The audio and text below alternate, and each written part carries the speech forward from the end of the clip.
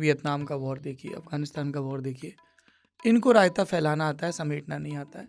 फैलाते इसलिए हैं क्योंकि जो एक डीप स्टेट वर्ड इस्तेमाल होता है, आर्म्स लॉबी, बहुत मजबूत लॉबी है और दुनिया में कहीं ना कहीं जंग चलती रहे, अमेरिका उसके लिए पार्टी रहे, वो इमदाद पहुंचाता रहे, कभी एड के नाम पे और कभी लोन के नाम पे।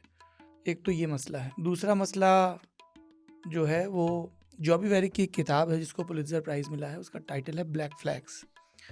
ये ISIS के राइज की कहानी है। अभी ट्रम्प हैं, पहले बुश थे, और बिना किसी पुख्ता सबूत के उन्होंने ऐलान कर दिया कि साहब इराक में वेपन ऑफ मास डिस्ट्रक्शन है, और जंग शुरू कर दी। मास डिस्ट्रक्शन के वेपन तो नहीं मिले, लेकिन इराक तबाह हो गया। उसके भी रिस्पॉन्सिबल इजराइल। हाँ, और उसमें इन्होंने वो इंटेल दिया था, प्लांट किया था वो इंटेल।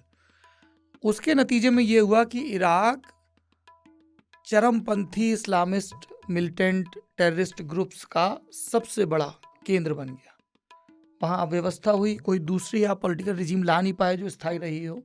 और उसके बाद आप देखिए IS का पूरा, आप ISIS का ट्रेजेक्ट्री देखिए, कैसे वो वहाँ पनपा, आसपास फैलता चला गया, जिसको काबू करने में पसीने छूट गए, अभी भी पूरी तरह काबू नहीं हुआ।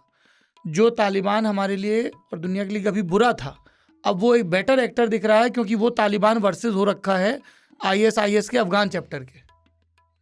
तो ये तो जाके छिछिया के चले जाते हैं, क्योंकि इनके हित सत्य हैं। और दूसरा, अमेरिका को अपनी ज़मीन पर कभी जंग नहीं लड़नी पड़ी। एक तरफ मैक्सिको है, दीवार बना दी, टाइट कर दिया।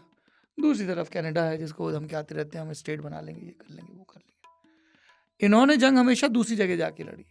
युद्ध की आंच इन पर इकलौती बार पहुंची जब 9/11 हुआ, और उसके बाद के आप इनके रिस्पॉन्सेस देखिए।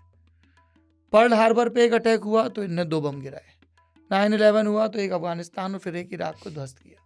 चूंकि इनकी अपनी ज़मीन पर नहीं, तो इनके स्टेक्स बहुत ही कैपिटलिस्ट पॉइंट ऑफ व्यू से चलते हैं कि भाई अंक गणित में दिखाओ, चार्ट बोर्ड में दिखाओ, यहाँ जंग शुरू करवाएंगे तो कितना नफा नुकसान होगा, वहाँ करवाएंगे तो कितना होगा।